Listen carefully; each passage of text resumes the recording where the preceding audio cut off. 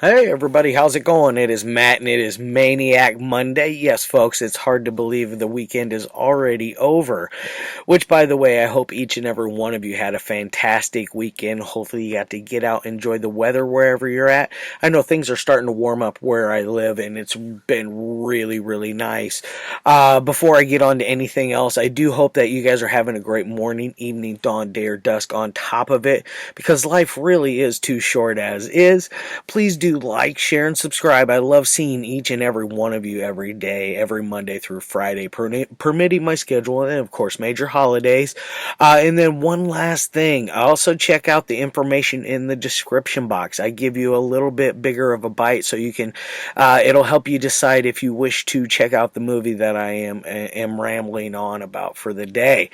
So I give you a brief synopsis, your starring cast, director, runtime of the cut I am watching, MPAA rating, if there is one that exists, which let's face it, folks, most of the time, most of the movies that I do blabber on about, there is no MPAA rating if you're looking for one. And then I try to get you some trivia on there as well, if there's anything worthwhile of mentioning. And then also I try to give you a link for a trailer or a scene from the movie itself. So you have that like I said, a little bit bigger of a bite, so it'll help you decide if you wish to track down a copy and check it out or not. Now today's is pretty widely available right now. It just came back into print a few months ago, I believe. I just got mine like 3 weeks ago, something like that, and it was the very first time I had ever seen it. Today I rewatched it, and boy, am I glad that I have this one. But it is a definitely one I thoroughly enjoyed. And this one came out back in 1984, and it is none other than Silent Madness in 3D. Yes, that is very cool. This is the Vinegar Syndrome Blu-ray release of it. It does come with two pairs of the blue and red 3D glasses. It is two standard issue pressed Blu-rays, and then it does have an alternative artwork, which I don't really care for that one. It's kind of bland and plain, so I'm going to go ahead and stick with the artwork that I showed you just previously. Now, as far as special features go, this thing is stacked to the gills with special features. You not only have the feature in 3D, you also have it in 2D as well, in case you don't want to give yourself a headache and watch the 3D, or if you don't have enough people or you have too many people to hand glasses to, which my first viewing of this, there was 4 of us, so I didn't have enough glasses, obviously. But either way, I do have, that brings up another thing. I take that back, I do have like 4 or 5 other different pairs. I have some green and reds and some other blue and reds. However, those ones did not really line up and look the best with this. You need to go with the 3D glasses that they send you themselves. It definitely is a huge difference. It's almost a night and day difference, like, as far as that goes. So definitely, if you do check it out in the 3D, try to limit it to either you and one other person, because, like I said, it only comes with 2 pairs. I forgot to check and see if Vinegar Syndrome is selling any of them singly. That would be a really cool idea if they did, because I know I would have liked to have had enough pairs for everybody to enjoy this one in 3D. That's for sure. And now, as far as special features go on there is a nice little making of featurette. I think it was like 20 some minutes or something like that. It was a little lengthy, but it wasn't anything bad. It never got boring or droned on. It was very informative, and it talked about how well how much extra work that Solly Marx did.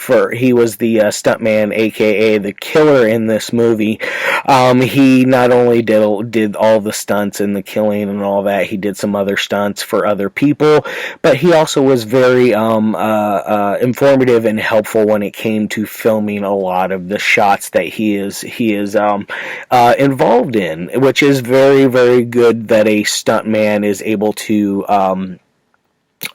translate that over to their director, and they both mesh and meld and be like, okay, yeah, I see where you're coming from. Let's try to do that as close as possible without making it look bad or hokey or anything like that. Because when you're messing with 3D, it can look really, really cheesy and bad. There is a shot right at the very beginning, or not at the beginning, but I'll get onto that one in just a moment. But it can be really, really finicky as far as how it looks. Now, as far as other special features, there is a revisiting of the places that they filmed Silent Madness at. A few of the places, I didn't really, that one was kind of boring in my opinion, that feature. I usually like those, but that one, it wasn't as fun as I thought it would be. Now, those are the best features to basically mention on there. There's still gallery and poster. Still gallery with poster work, artwork, and stills from the movie, stuff like that. And then there's also a trailer on there as well. I think it was both 3D and 2D trailers. Either way, cool stuff. Now that I've got all that out of the way, let's get on to what it's about. Now, this one is about a killer that is played by Solly Marx. He is basically a mute killer that back in the old days, I can't remember what year it was set in the beforehand, because it has to do with his development of his character, why he was locked away in this mental institution for so long, and he was supposed to be there for the rest of his life. One of those ordeals, because he is accidentally released, and basically how it happens is the hospital that he is located at is going through and releasing some of the nonviolent patients that they feel are rehabilitated enough to go back into the real world, which they show a couple of them right away, like in the early beginning, and they definitely are not the type that I feel were ready to go out there, because they were the eggs were still a little runny, but they were cooking up and they were a lot better, I'm sure, than what they were at that moment. But either way,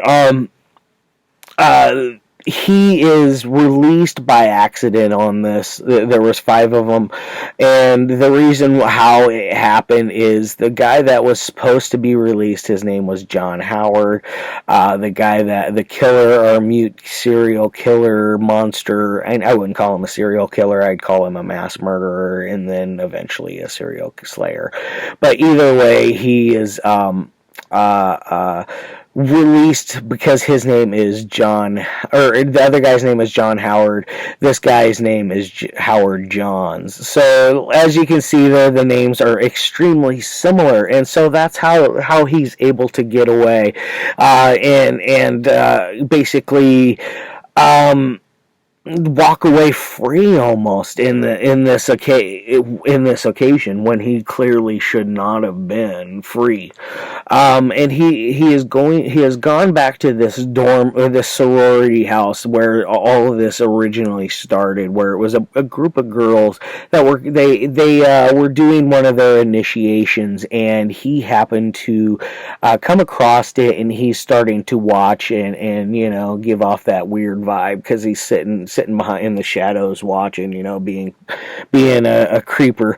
But either way, they realize he's there. They decide they're going to mess with him, tease him a little bit, give him a little bit of a thrill on top of it, because one of the girls does happen to show her breasts to him, which of course he likes. Most straight men tend to like breasts in their face, but that's neither here nor there.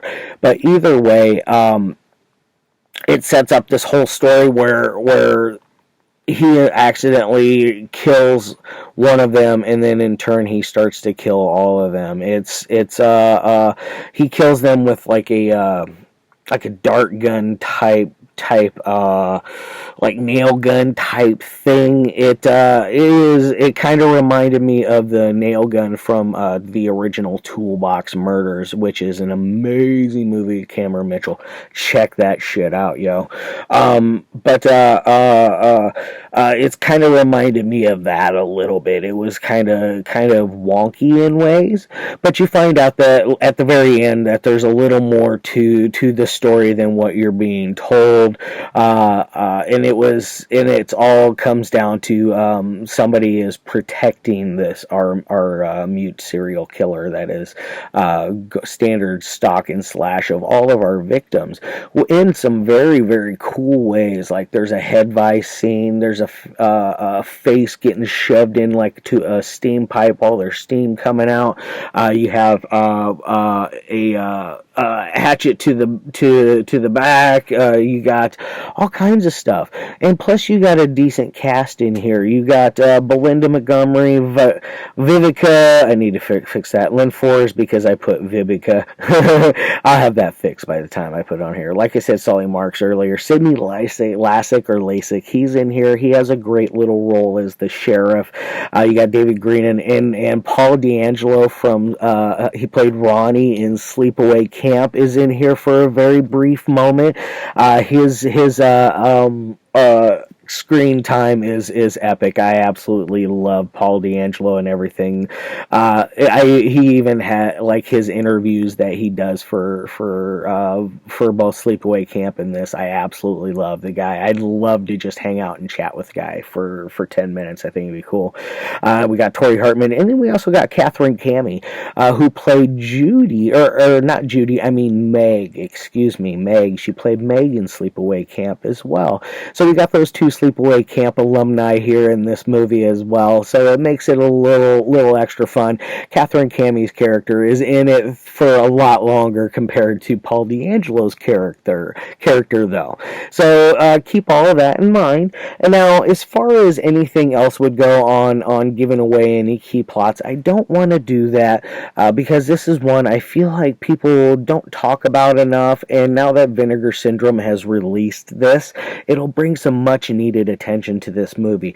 It's not your top tier slasher. I would say it's a mid-tier slasher with a lot of potential because our killer is very cool. Not very cool, but he works. I like his look, his style, the way he has a certain amount of charisma to make you like his character, especially if you're a fan of the villain of the movie, which, let's face it, folks, most of us are. It's just fun to root for the bad guy, especially if you're into a lot of the films that I happen to review. It's definitely a fun part of film. I really enjoy that part of doing that. But as far as anything else goes, I'm not going to give away any of that. I'm going to roll on to how I would rate this bad boy. On a technical side, it is done rather well. Like, they did a top-notch job with this. I feel like they did not do any like, they did a great service for this. They did it justice. They really put everything they had into this release, and it really shows.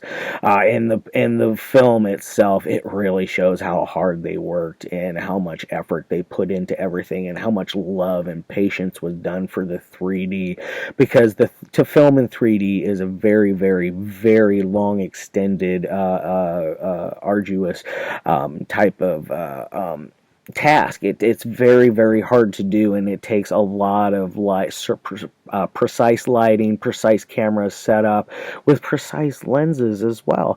So it definitely it's got a lot of things behind it to give it that 3D effect. So I can really appreciate the hell out of it for that, because this has a ton ton of charm. As far as the technical side of everything, they did such a great job. I'm giving this a 4 out of 5 as far as a technical ability. Like they are very coherent with this film. It doesn't get boring.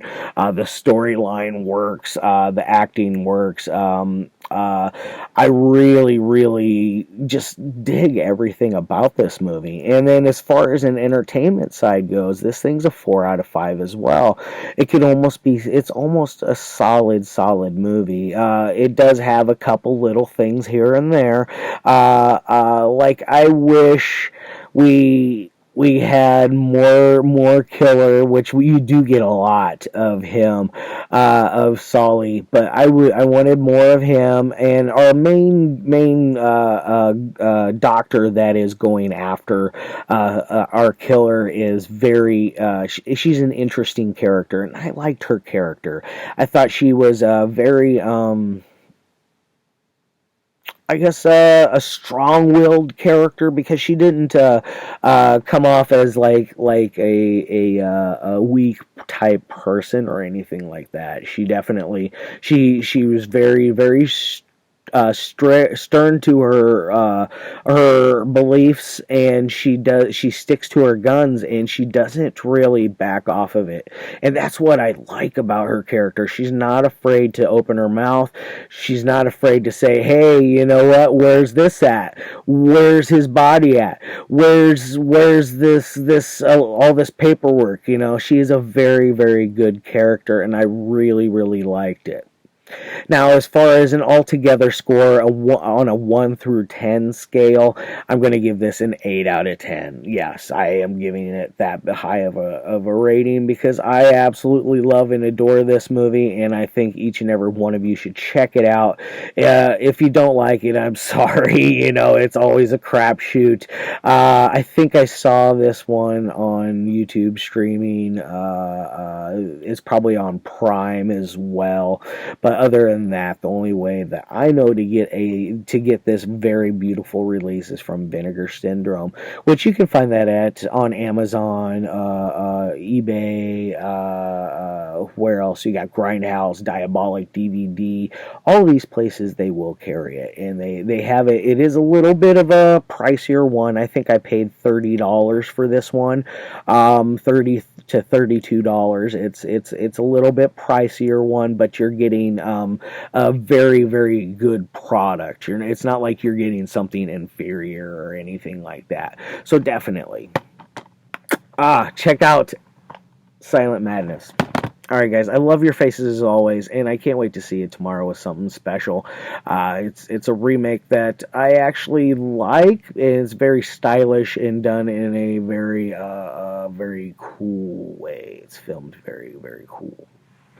Alright guys, love your faces.